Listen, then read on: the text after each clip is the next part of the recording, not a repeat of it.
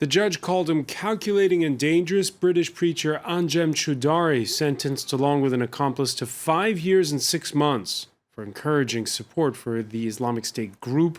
For years, authorities have been trying to pin charges on the 49-year-old radical cleric. Luke Shrego has more. USA, you will pay! USA, you will pay! The Sharia is on its way! He was once a lawyer. Barack Obama, you will pay!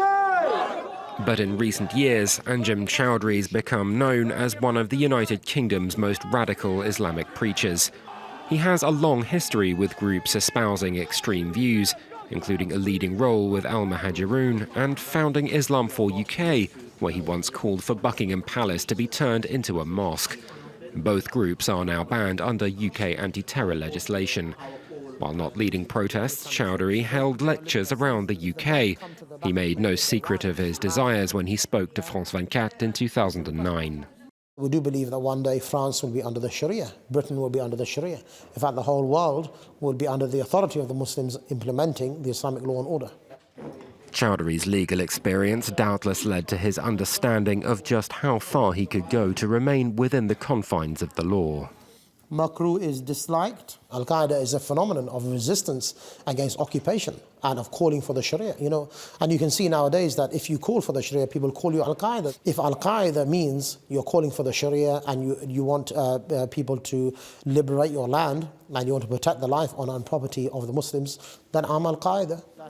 Chowdary's supporters appear to have taken his teaching to heart. Some of those who became radicalised include the bombers who killed 52 people during attacks on London public transport in 2005, and the 2 men convicted of publicly murdering soldier Lee Rigby in the capital 3 years ago. Chowdary's own support of Islamic extremism saw a turning point in 2014. He posted a pledge of loyalty to the Islamic State group online in May that year, before going on to upload a series of talks exhorting people to do the same in the months that followed. It was enough evidence for British law enforcement. Choudary was convicted of supporting and touting the extremist group in July this year and later sentenced to 5.5 years in prison. For more, we cross to Hanna Stuart of the Henry Jackson Society. Thank you for speaking with us here on France 24. Good evening. What makes someone like Anjem Choudary tick?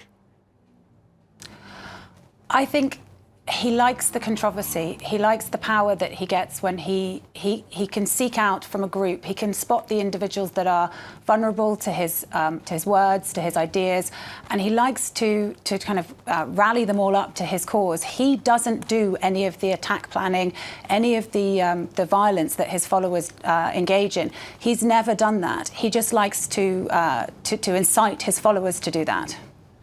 We remember the Finsbury Park preacher, Abu Hamza. Are they in the same league? I think they're different. In terms of the kind of ideology that they espouse, it's very similar. And their role in inciting others to do acts of violence and terrorism, yes. And the fact that they went for so long without being prosecuted, those are the similarities. But for me, Abu Hamza was a more serious terrorist. He was also actively sending recruits. He was sending funds to groups and was himself setting up terrorist training camps. So he was arguably more serious in terms of the actual deeds that he perpetrated. But both of them certainly have amassed a large following of whom many have gone on to perpetrate acts of terrorism. If you're thinking about counter-radicalization, what does this 5-year sentence for Anjem Choudary mean?